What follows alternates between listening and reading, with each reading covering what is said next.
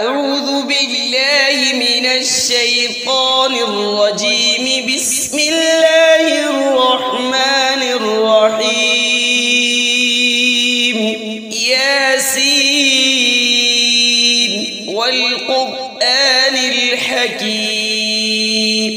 إنك لمن المرسلين على صراط مستقيم تنزيل العزيز الرحيم لتنذر قوما ما أنذر آباؤهم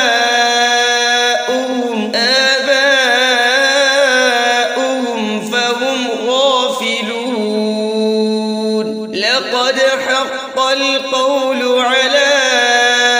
أكثرهم فهم لا يؤمنون. إنا جعلنا في أعناقهم أغلالا فهي إلى الأذقان فهم مقمحون. وجعلنا من بين أيديهم سدا ومن خلفهم سدا فأغشيناهم فهم لا يبصرون.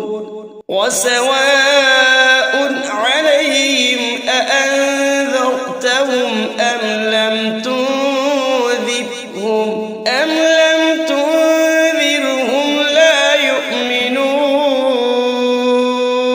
إنما تنذر من اتبع الذكر وخشي الرحمن بالغيب فبشره بمغفرة وأجر كريم. إنا نحن نحيي الموتى ونكتب ما قدموا وآثارهم وكل شيء أحصيناه في إمام مبين. واضرب لهم مثلا أصحاب القرية إذ جاءها المرسلون إذ أرسلنا إليهم 2 فكذبوهما فعززنا بثالث فقالوا إنا إليكم مرسلون. قالوا ما أنتم إلا بشر مثلنا وما أنزل الرحمن من شيء إن أنتم إلا تكذبون. قالوا ربنا يعلم إنا إليكم لمرسلون وما علينا إلا البلاغ المبين. قالوا إنا تطيرنا بكم لئن لم تنتهوا لنرجمنكم وليمسنكم منا عذاب أليم. قالوا طائركم معكم أئن ذكرتم بل أنتم قوم مسرفون. وجاء من أقصى المدينة رجل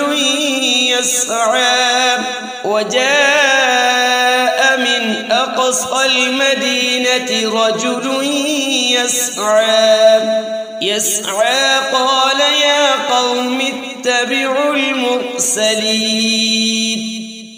اتبعوا من لا يسألكم أجرا وهم مهتدون. وما لي لا أعبد الذي فطرني وإليه ترجعون أأتخذ من دونه آلهة إن يردني الرحمن بضر لا تغن عني شفاعتهم شيئا ولا ينقذون إني إذا لفي ضلال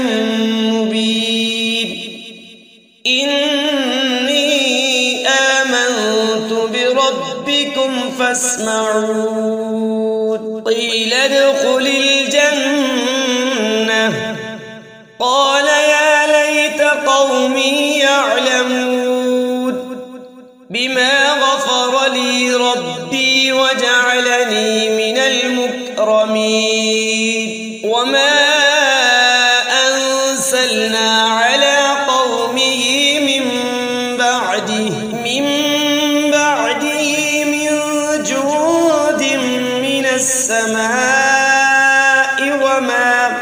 وما كنا منزلين إن كانت إلا صيحة واحدة فإذا هم خامدون يا حسرة على العباد ما يأتيهم من رسول إلا كانوا به يستهزئون ألم يروا كم أهلكنا قبلهم من القرون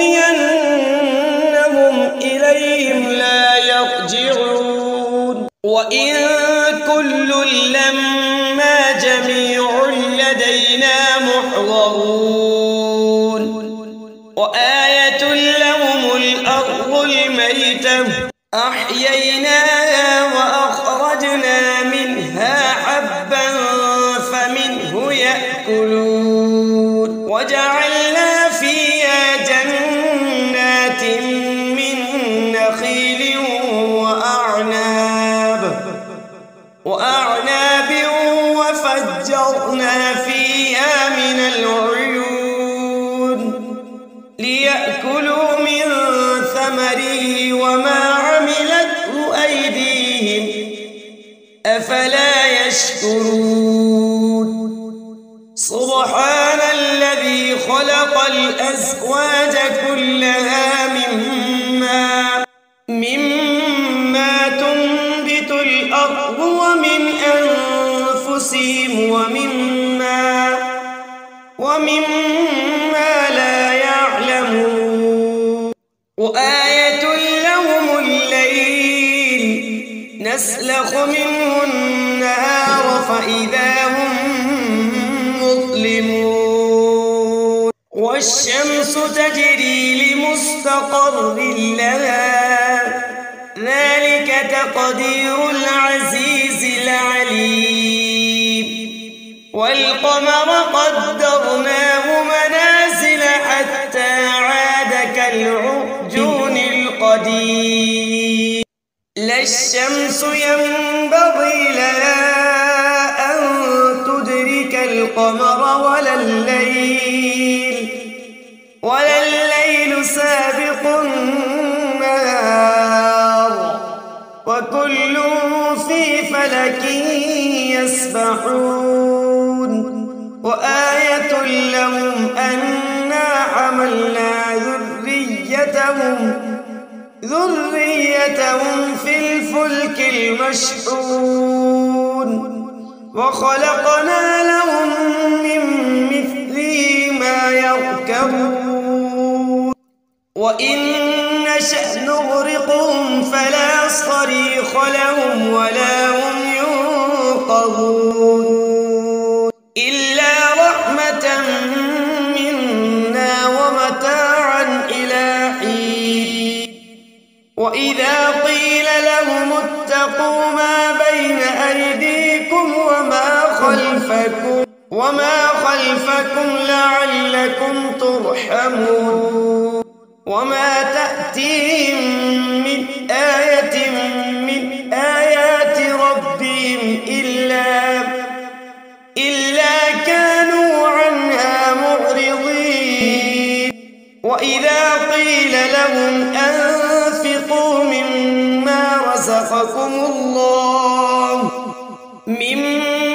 رزقكم الله قال الذين كفروا للذين آمنوا أنطعم من لو يشاء الله أطعمه إن أنتم إلا في ضلال مبين ويقولون متى هذا الوعد إن كنتم صادقين ما ينظرون إلا صيحة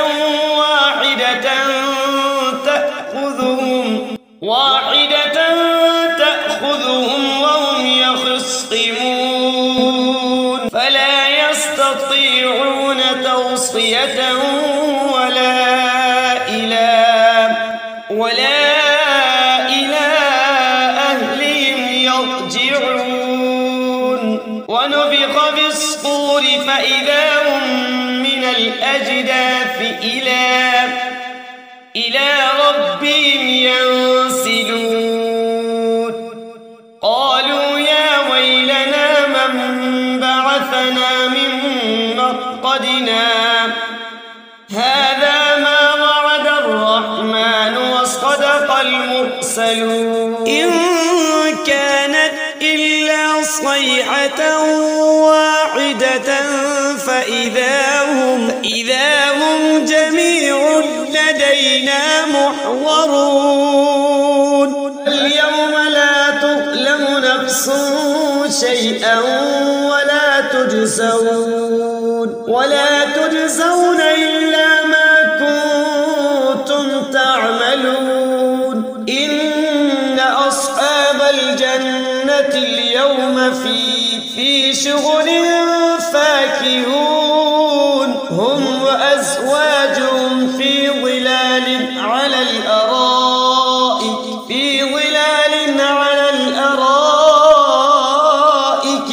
متكئون لهم فيها فاكهة ولهم ما يدعون سلام قولا من رب رحيم وامتازوا اليوم أيها المجرمون ألم أعهد إليكم يا بني آدم ألا تعبدوا الشيطان إنه لكم عدو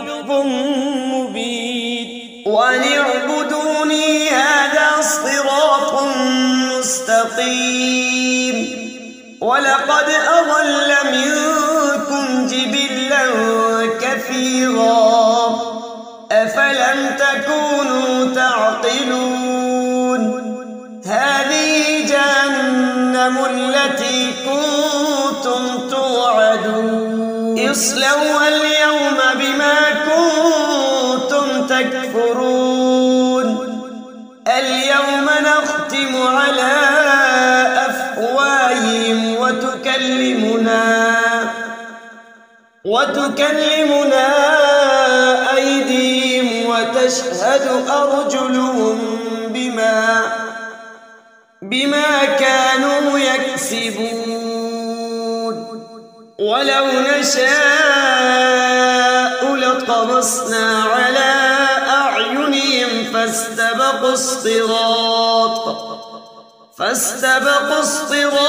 فأنى يبصرون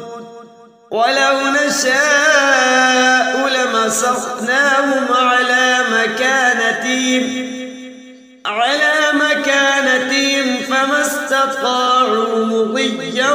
ولا يرجعون ومن نعمره ننكسه في الخلق أفلا يعقلون وما علمناه الشعر وما ينبغي له إن هو إلا ذكر وقرآن مبين لينذر من كان حيا ويحق القول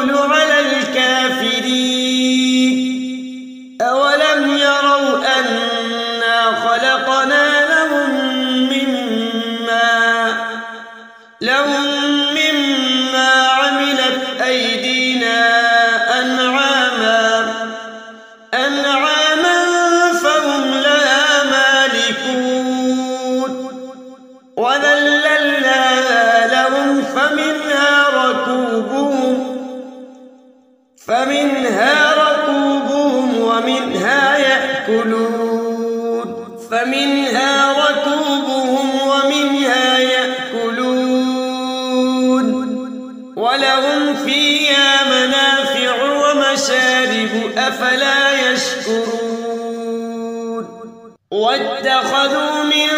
دون الله آلهة لعلهم ينصرون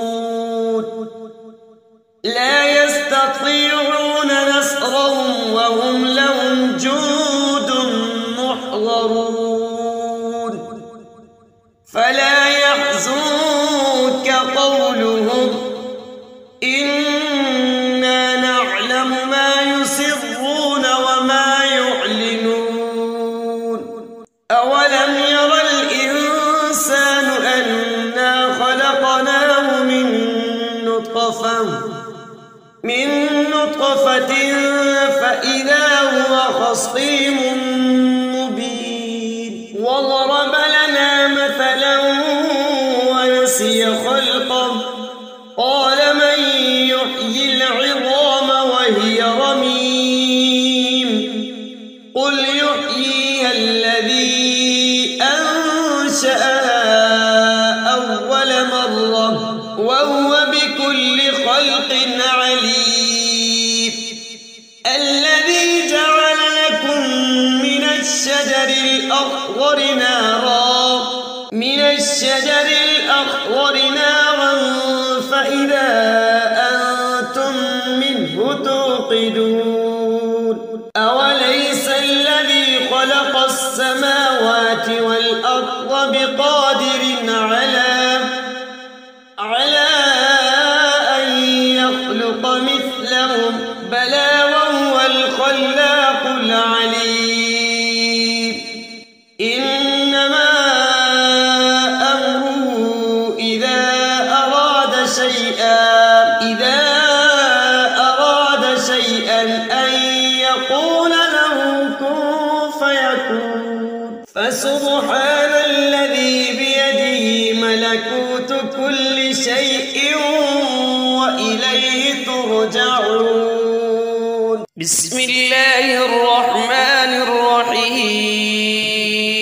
الرحمن علم القرآن خلق الإنسان علمه البيان الشمس والقمر بحسبان والنجم والشجر يسجدان والسماء رفعها ووضع الميزان ألا تطغوا في الميزان وأقيموا الوزن بالقسط ولا تخسروا الميزان والأرض وضعها للأنام فيها فاكهة والنخل ذات الأكمام والحب ذو العصف والريحان فبأي آلاء ربكما تكذبان خلق الإنسان من صلصال كالفخار وخلق الجن من مارج من نار فبأي آلاء ربكما تكذبان رب المشرقين ورب المغربين فبأي آلاء ربكما تكذبان مرج البحرين يلتقيان بينهما برزخ لا يبغيان فبأي آلاء ربكما تكذبان يخرج منهما اللؤلؤ والمرجان فبأي آلاء ربكما تكذبان وله الجوار المنشآت في البحر كالأعلام فبأي آلاء ربكما تكذبان من عليها فان ويبقى وجه ربك ذو الجلال والإكرام فبأي آلاء ربكما تكذبان يسأله من في السماوات والأرض كل يوم هو في شأن فبأي آلاء ربكما تكذبان سنفرغ لكم أيها الثقلان فبأي آلاء ربكما تكذبان يا معشر الجن والإنس إن استطعتم أن تنفذوا من أقطار السماوات والأرض فانفذوا لا تنفذون إلا بسلطان فبأي آلاء ربكما تكذبان يرسل عليكما شواظ من نار ونحاس فلا تنتصران فبأي آلاء ربكما تكذبان فإذا انشقت السماء فكانت وردة كالدهان فبأي آلاء ربكما تكذبان فيومئذ لا يسأل عن ذنبه إنس ولا جان فبأي آلاء ربكما تكذبان يعرف المجرمون بسيماهم فيؤخذ بالنواصي والأقدام فبأي آلاء ربكما تكذبان هذه جهنم التي يكذب بها المجرمون يطوفون بينها وبين حميم آن فبأي آلاء ربكما تكذبان ولمن خاف مقام ربه جنتان فبأي آلاء ربكما تكذبان ذواتا أفنان فبأي آلاء ربكما تكذبان فيهما عينان تجريان فبأي آلاء ربكما تكذبان فيهما من كل فاكهة زوجان فبأي آلاء ربكما تكذبان متكئين على فرش بطائنها من استبرق وجنى الجنتين دان فبأي آلاء ربكما تكذبان فيهن قاصرات الطرف لم يطمثهن إنس قبلهم ولا جان فبأي آلاء ربكما تكذبان كأنهن الياقوت والمرجان فبأي آلاء ربكما تكذبان هل جزاء الإحسان إلا الإحسان فبأي آلاء ربكما تكذبان ومن دونهما جنتان فبأي آلاء ربكما تكذبان مدهامتان نعمتان فبأي آلاء ربكما تكذبان فيهما عينان نضاختان فبأي آلاء ربكما تكذبان فيهما فاكهة ونخل ورمان فبأي آلاء ربكما تكذبان فيهن خيرات حسان فبأي آلاء ربكما تكذبان حور مقصورات في الخيام فبأي آلاء ربكما تكذبان لم يطمثهن إنس قبلهم ولا جان فبأي آلاء ربكما تكذبان متكئين على رفرف خضر وعبقري حسان فبأي آلاء ربكما تكذبان تبارك اسم ربك ذي الجلال والإكرام صدق الله العظيم أعوذ بالله من الشيطان الرجيم بسم الله الرحمن الرحيم ياسين والقرآن الحكيم إنك لمن المرسلين على صراط مستقيم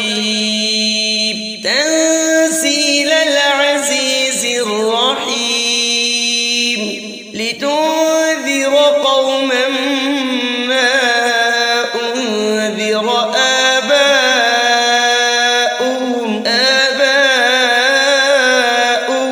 فهم غافلون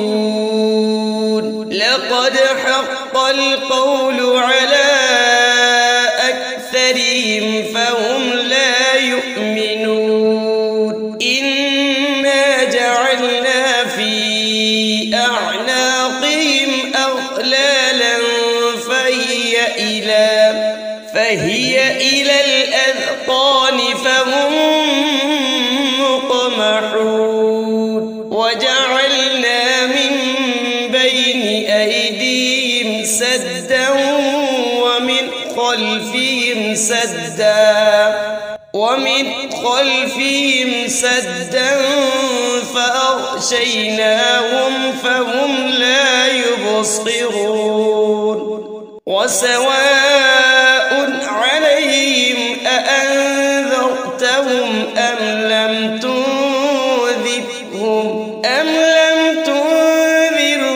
لا يؤمنون إنما تنذر من اتبع الذكر وخشي الرحمن بالغيب فبشره بمغفرة وأجر كريم إنا نحن نحيي الموتى ونكتب ما قدموا وآثارهم وكل شيء أحصيناه في إمام مبين واضرب لهم مثلا أصحاب القرية إذ جاء المرسلون إذ أرسلنا إليهم اثنين فكذبوهما فعززنا بثالث فقالوا إنا إليكم مرسلون قالوا ما أنتم إلا بشر بشر مثلنا وما أنزل الرحمن من شيء إن أنتم إلا تكذبون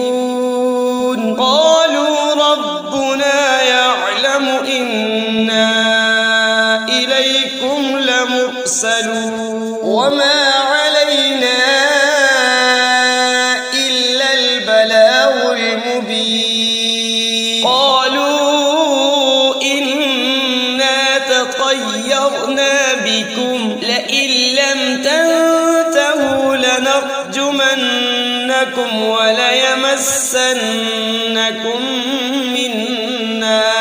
منا عذاب أليم قالوا طائركم معكم أئن ذكرتم بل أنتم قوم مسرفون وجاء من أقصى المدينة رجل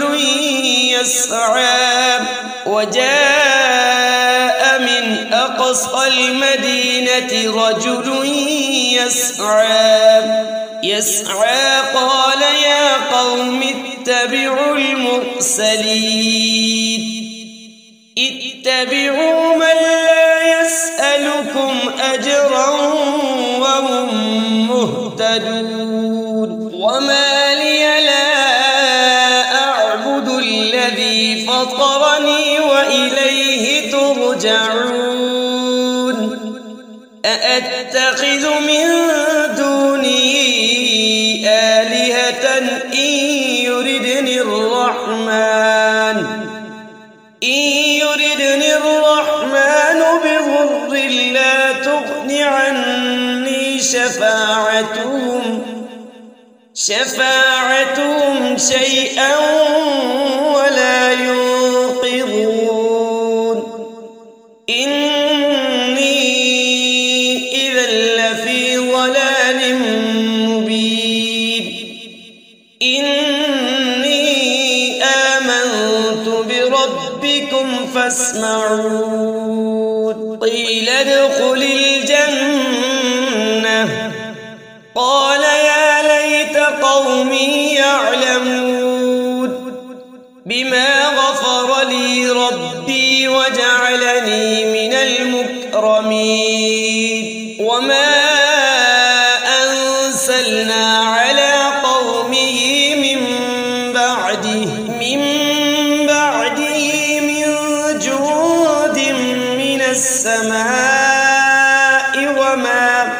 وما كنا منزلين إن كانت إلا صيحة واحدة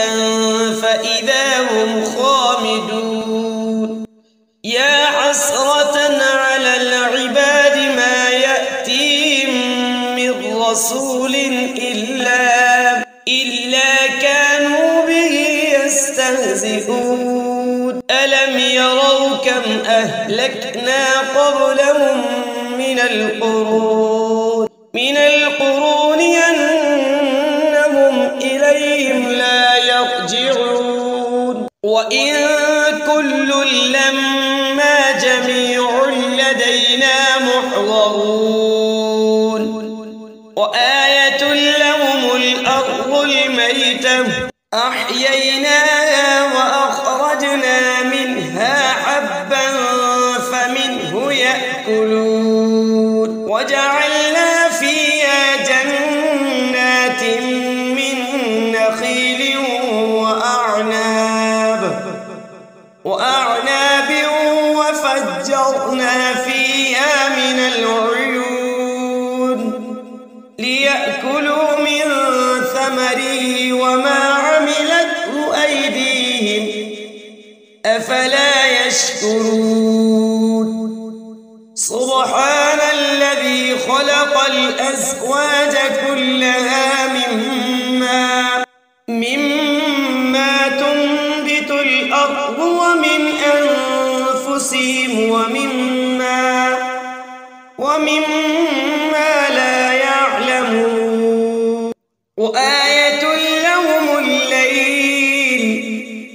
يستسلخ منه النهار فإذا هم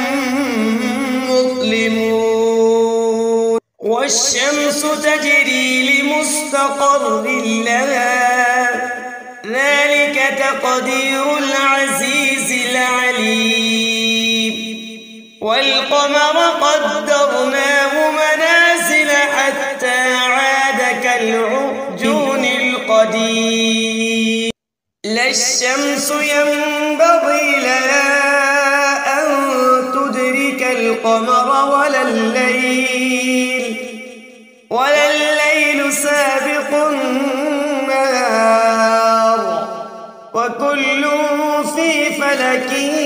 يسبحون وآية لهم أنا حملنا ذريتهم في الفلك المشحون وخلقنا لهم من مثله ما يركبون وإن نشأ نغرقهم فلا صريخ لهم ولا هم ينقذون إلا رحمة منا ومتاعا إلى حين وإذا قيل لهم اتقوا ما بين أيديكم وما خلفكم لعلكم ترحمون وما تأتيهم من آية من آيات ربهم إلا كانوا عنها معرضين وإذا قيل لهم أنفقوا مما رزقكم الله قال الذين كفروا للذين آمنوا أنطعم من لو يشاء الله أطعمه إن أنتم إلا في ضلال مبين ويقولون متى هذا الوعد إن كنتم صادقين ما ينظرون إلا صيحة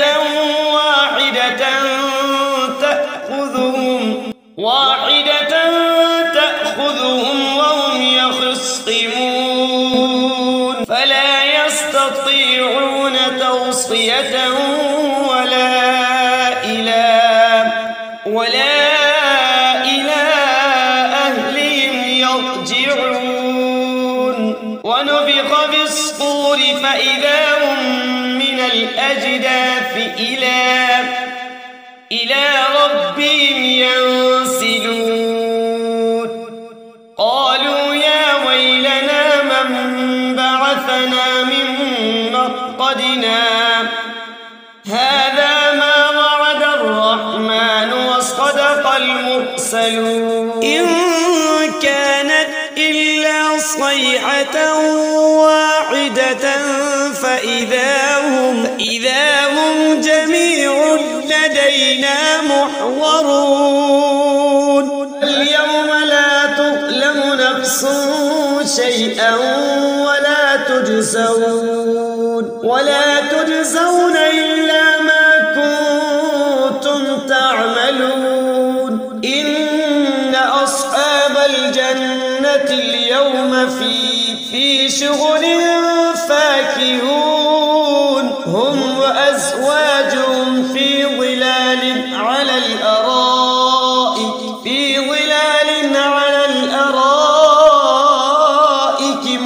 متكئون لهم فيها فاكهة ولهم ما يدعون سلام قولا من رب رحيم وامتازوا اليوم أيها المجرمون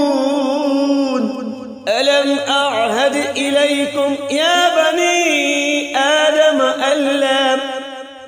آدم ألا تعبدوا الشيطان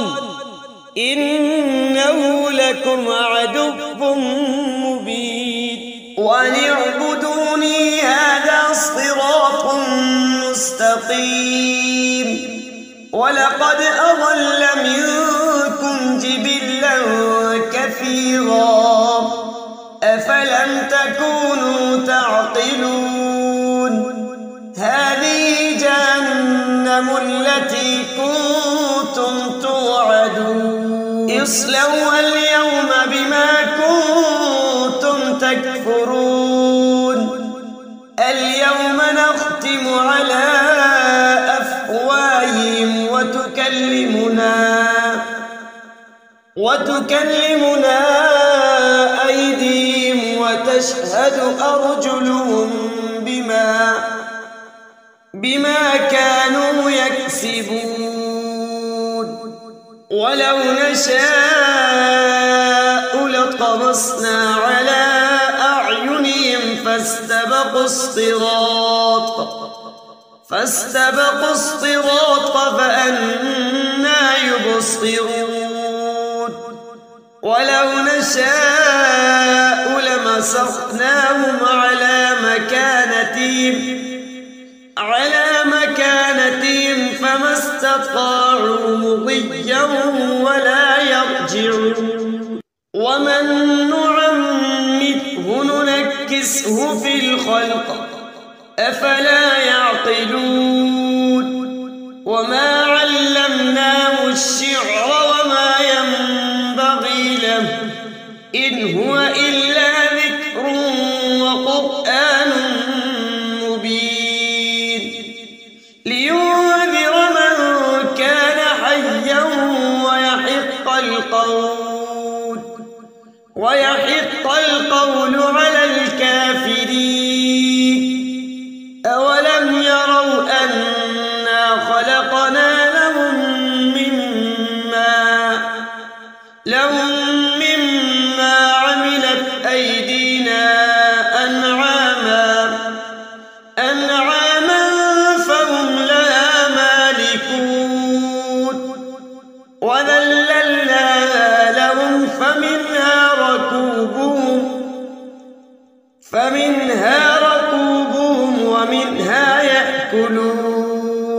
فمنها ركوبهم ومنها يأكلون ولهم فيها منافع ومشارب أفلا يشكرون واتخذوا من دون الله آلهة لعلهم ينصرون لا يستطيعون نصرهم وهم لهم جند محضرون فلا يحزنك قولهم إنا نعلم ما يسرون وما يعلنون أولم ير الإنسان أنا خلقناه من نطفة فإذا هو خصيم مبين وضرب لنا مثلا ونسي خلقه قال من يحيي العظام وهي رميم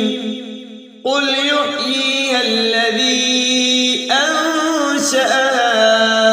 أول مرة وهو بكل خلق عليم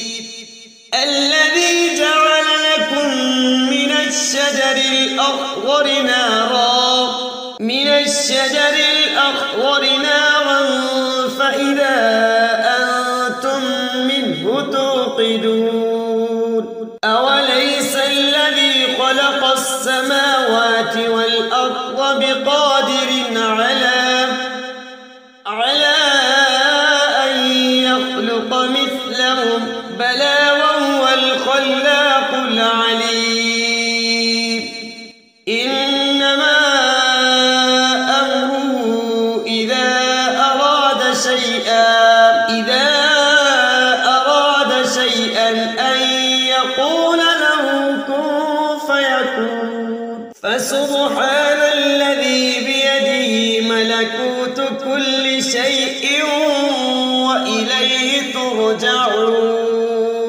بسم الله الرحمن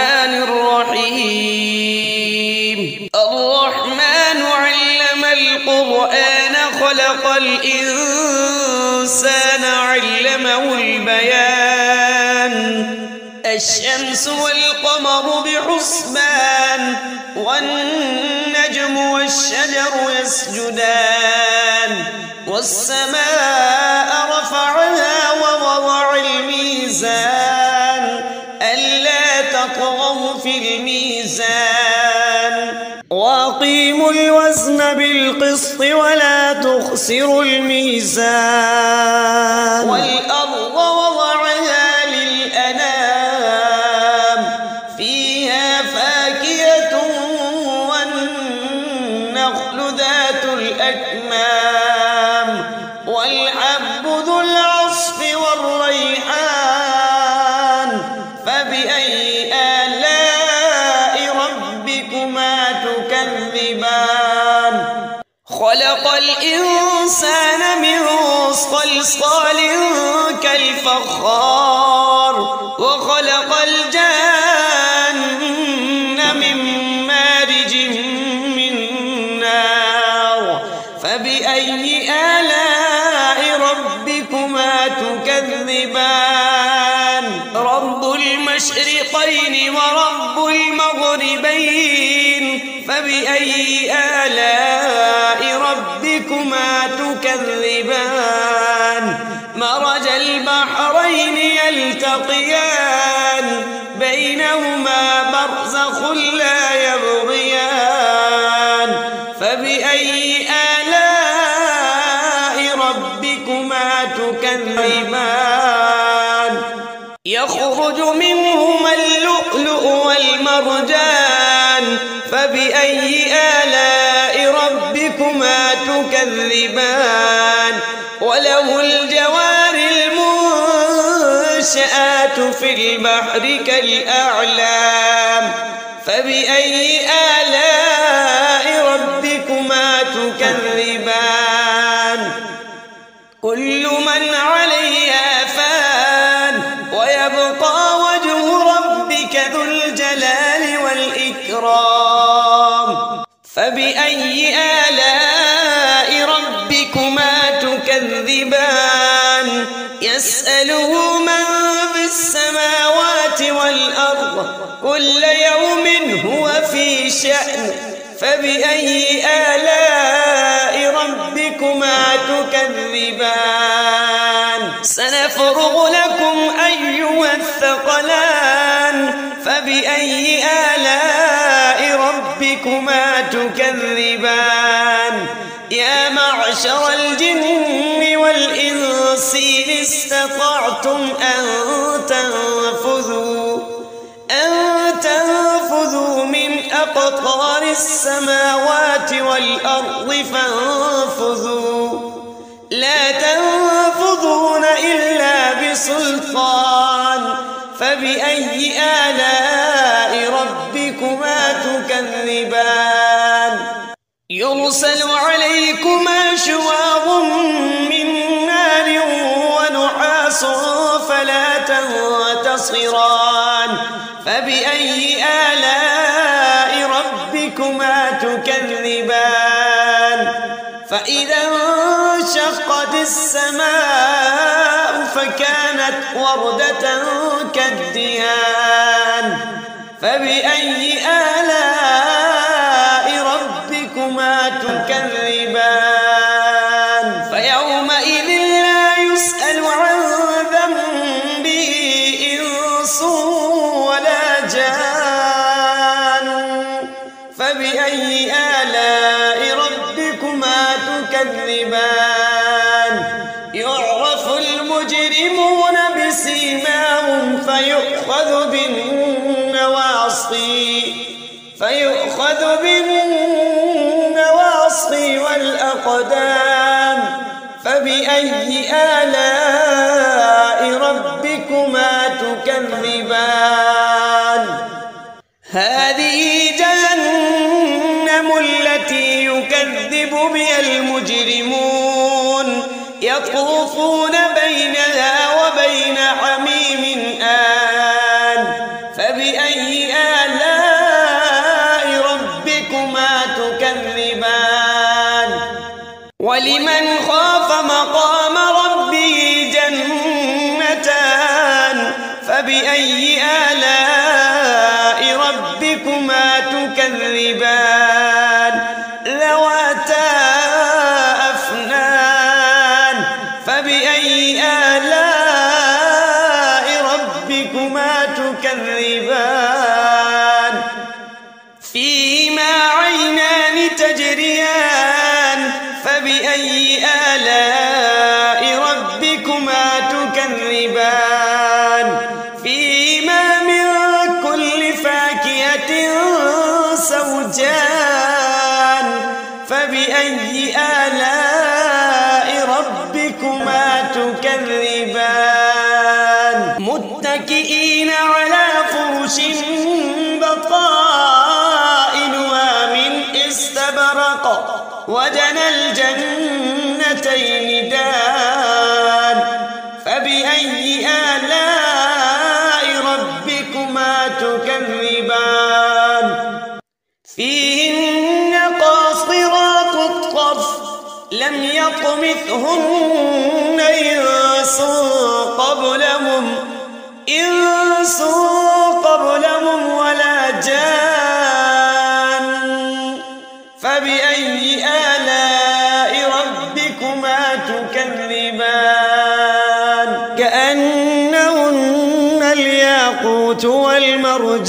والمرجان فبأي آلاء ربكما تكذبان هل جزاء الإحسان إلا الإحسان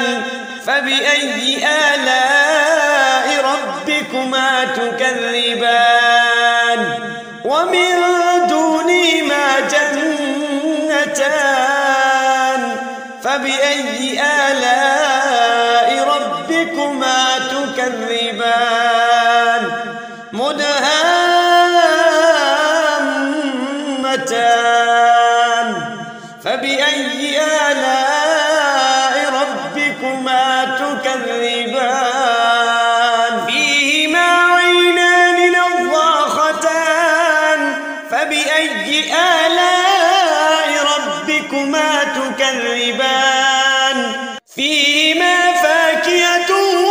ونخل ورمان فبأي آلاء ربكما تكذبان فيهن خيرات حسان فبأي آلاء ربكما تكذبان حور مقصورات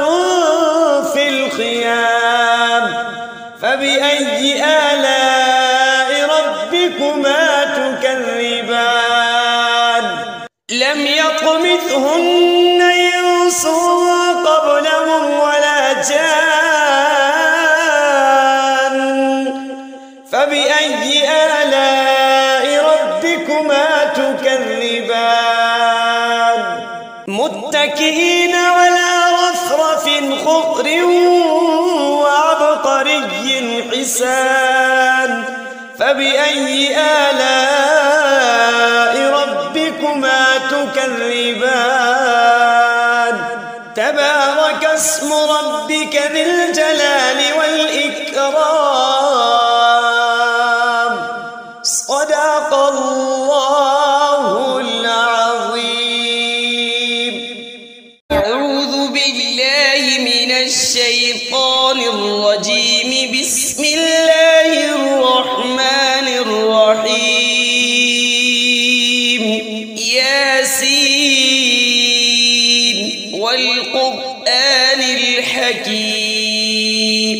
إنك لمن المرسلين على صراط مستقيم تنزيل العزيز الرحيم لتنذر قوما ما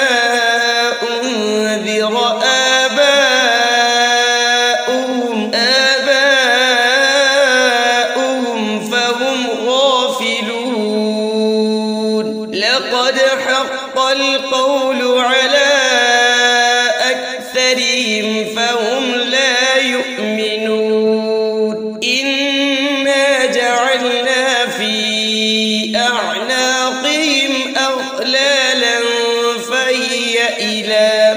فهي إلى الأذقان فهم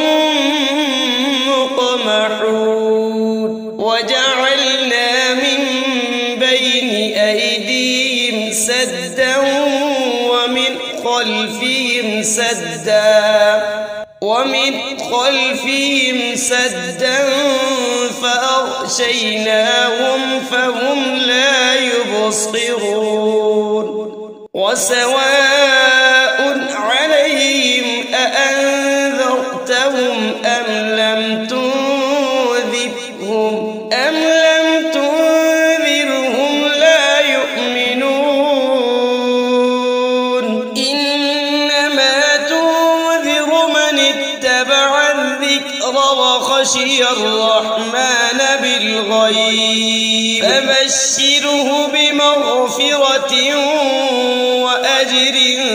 كريم إنا نحن نحيي الموتى ونكتب ما قدموا وآثارهم وكل شيء أحصيناه في إمام مبين واضرب لهم مثلا أصحاب القرية إذ جاء المرسلون إذ أرسلنا إليهم 2 فكذبوهما فعززنا بثالث فقالوا إنا إليكم مرسلون قالوا ما أنتم إلا بشر مثلنا وما أنزل الرحمن من شيء إن أنتم إلا تكذبون قالوا ربنا يعلم إنا إليكم لمرسلون وما علينا إلا البلاغ المبين قالوا إنا تطيرنا بكم لئن لم تنتهوا لنرجمنكم وليمسنكم منا عذاب أليم قالوا طائركم معكم أئن ذكرتم بل أنتم قوم مسرفون وجاء من أقصى المدينة رجل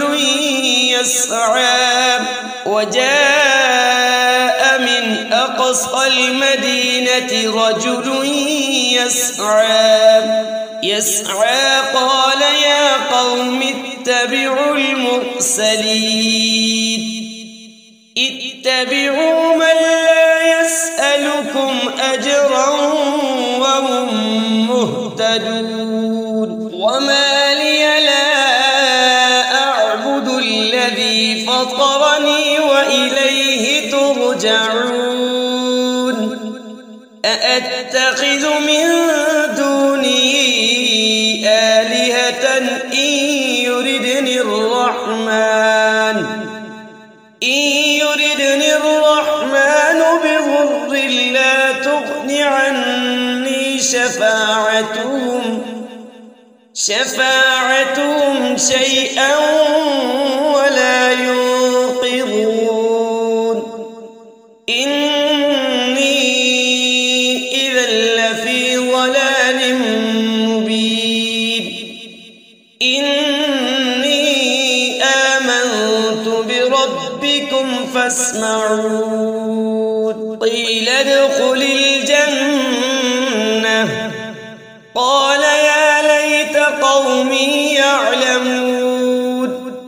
بما غفر لي ربي وجعلني من المكرمين وما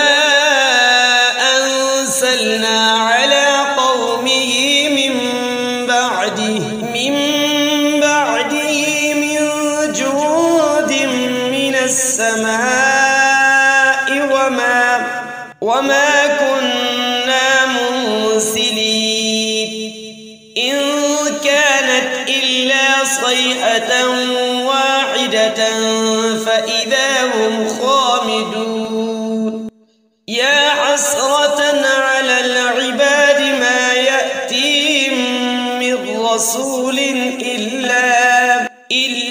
كانوا به يستهزئون ألم يروا كم أهلكنا قبلهم من القرون أنهم إليهم لا يرجعون وإن كل لما جميع لدينا محضرون وآية لهم الأرض الميتة أحييناها وأخرجنا منها حبا فمنه يأكلون وجعلنا فيها جنات من نخيل وأعناب وفجرنا فيها من العيون ليأكلوا من ثمره وما عملته أيديهم أفلا يشكرون سبحان الذي خلق الأزواج كلها مما تنبت الأرض ومن أنفسهم ومما لا يعلمون وآية لهم الليل نسلخ منه النهار فإذا هم مظلمون والشمس تجري لمستقر لها ذلك تقدير العزيز العليم والقمر قدرناه منازل حتى عاد كالعرجون القديم لا الشمس ينبغي لها أن تدرك القمر ولا الليل سابق النهار وكل في فلك يسبحون وآية لهم أنا حملنا ذريتهم في الفلك المشحون وخلقنا لهم من مثله ما يركبون وإن نشأ نغرقهم فلا صريخ لهم ولا هم ينقذون إلا رحمة منا ومتاعا إلى حين وإذا قيل لهم اتقوا ما بين أيديكم وما خلفكم لعلكم ترحمون وما تأتيهم من آية من آيات ربهم إلا كانوا عنها معرضين وإذا قيل لهم أنفقوا مما رزقكم الله قال الذين كفروا للذين آمنوا أنطعم من لو يشاء الله أطعمه إن أنتم إلا في ضلال مبين ويقولون متى هذا الوعد إن كنتم صادقين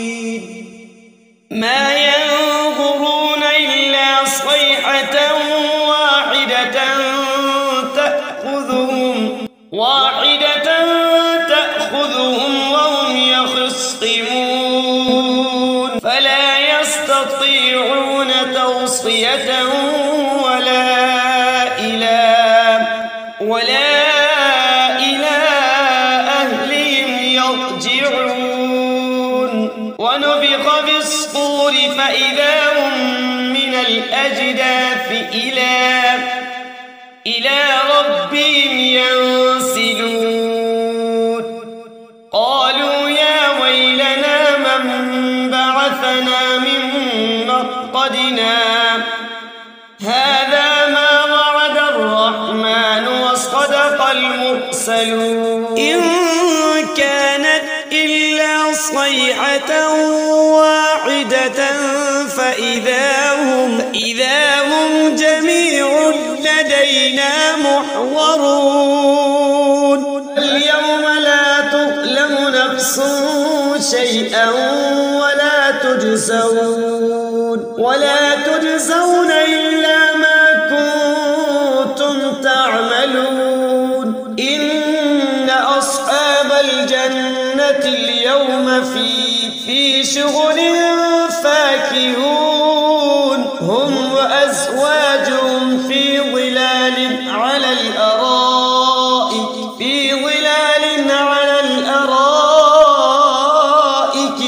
متكئون لهم فيها فاكهة ولهم ما يدعون سلام قولا من رب رحيم وامتازوا اليوم أيها المجرمون ألم أعهد إليكم يا بني آدم ألا تعبدوا الشيطان إنه لكم عدو مبين وأن اعبدوني هذا صراط مستقيم ولقد أضل منكم جبلا كثيرا أفلم تكونوا تعقلون هذه جهنم التي كنتم توعدون اصلوها اليوم بما كنتم تكفرون اليوم نختم على أفواههم وتكلمنا أيديهم وتشهد أرجلهم بما كانوا يكسبون ولو نشاء لطمسنا على أعينهم فاستبقوا الصراط فأنى يبصرون ولو نشاء لمسخناهم على مكانتهم فما استطاعوا مضيا ولا يرجعون ومن نعمره ننكسه في الخلق أفلا يعقلون وما علمناه الشعر وما ينبغي له إن هو إلا ذكر وقرآن مبين لينذر من كان حيا ويحق القول على الكافرين أولم يروا أنا خلقنا لهم مما عملت أيدينا أنعاما فهم لها مالكون وذللناها لهم فمنها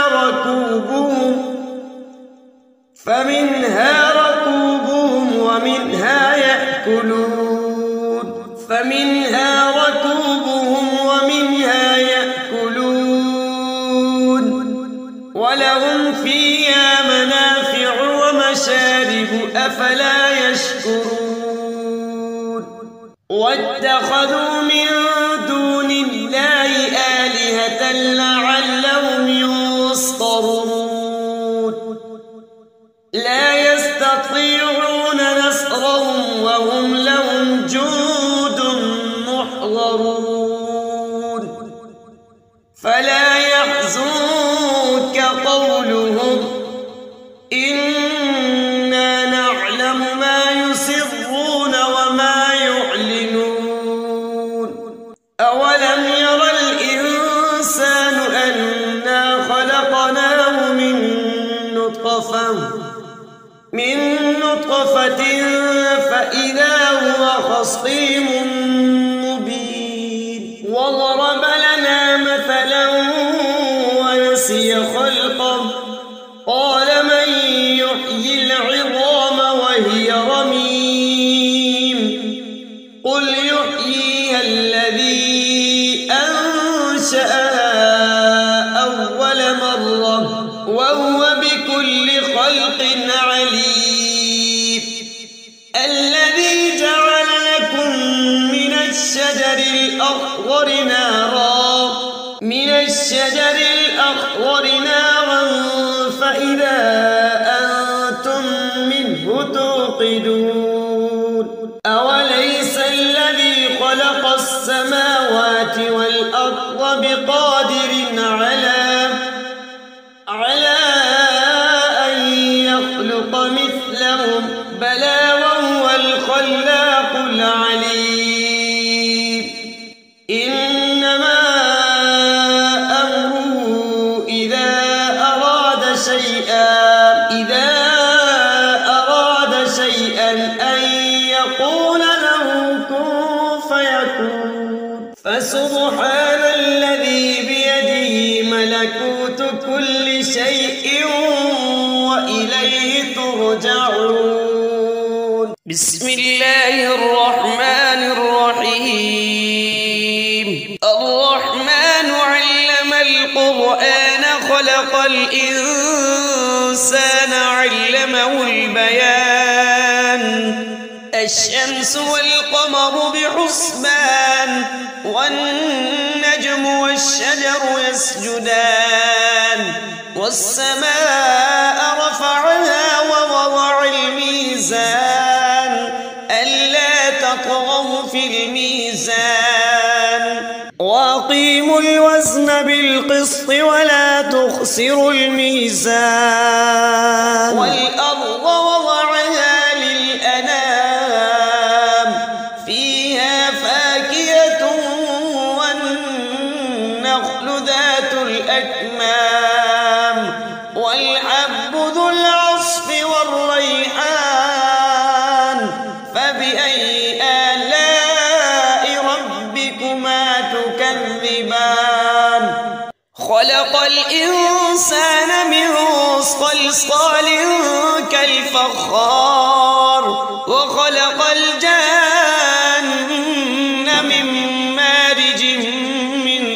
نار فبأي آلاء ربكما تكذبان رب المشرقين ورب المغربين فبأي آلاء ربكما تكذبان مرج البحرين يلتقيان بينهما برزخ لا يبغيان فبأي آلاء ربكما تكذبان يخرج منهما اللؤلؤ والمرجان فبأي آلاء ربكما تكذبان وله الجوار المنشآت في البحر كالأعلام فبأي آلاء ربكما تكذبان كل من عليها فان ويبقى وجه ربك ذو الجلال والإكرام فبأي آلاء ربكما تكذبان يسأله يسأله من في السماوات والأرض كل يوم هو في شأن فبأي آلاء ربكما تكذبان سنفرغ لكم أيها الثقلان فبأي آلاء ربكما تكذبان يا معشر الجن والإنس إن استطعتم أن تنفذوا من أقطار السماوات والأرض فانفذوا لا تنفذون إلا بسلطان فبأي آلاء ربكما تكذبان يرسل عليكما شواظ من نار ونحاس فلا تنتصران فبأي آلاء ربكما تكذبان فإذا انشقت السماء فكانت وردة كالدهان فبأي آلاء ربكما تكذبان فيومئذ لا يسأل عن ذنبه إنس ولا جان فبأي آلاء ربكما تكذبان يعرف المجرمون بسيماهم فيؤخذ بالنواصي والأقدام فبأي آلاء ربكما تكذبان هذه جهنم التي يكذب بها المجرمون يطوفون بينها وبين حميم آن فبأي آلاء ربكما تكذبان ولمن خاف مقام ربه جنتان فبأي آلاء ربكما تكذبان ذواتا أفنان فبأي آلاء ربكما تكذبان فيهما عينان تجريان فبأي آلاء ربكما تكذبان فيهما من كل فاكهة زوجان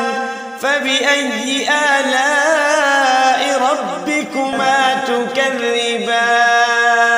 متكئين على فرش بطائنها من استبرق وجنى الجنتين دان فبأي آلاء ربكما تكذبان فيهن قاصرات الطرف لم يطمثهن إنس قبلهم ولا جان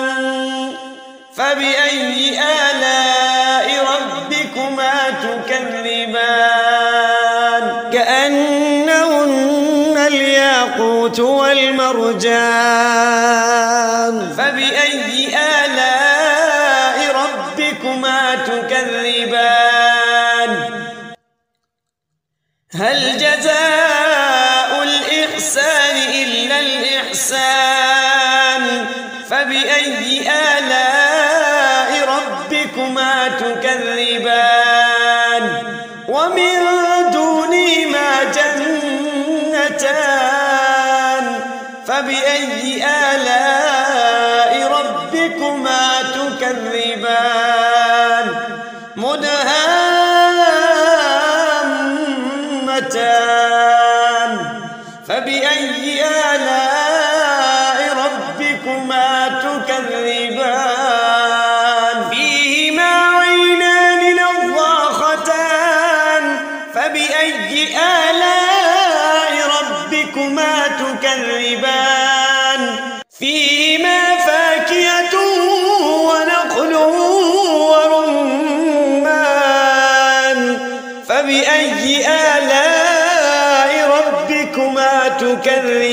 تكذبان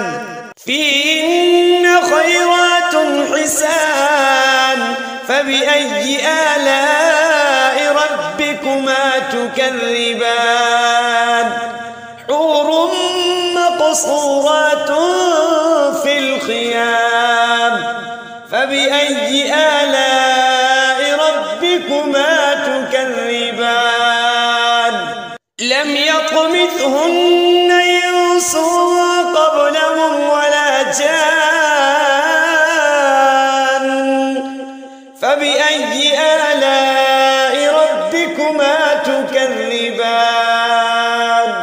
متكئين على رفرف خضر وعبقري حسان فبأي آلاء ربكما تكذبان تبارك اسم ربك ذي الجلال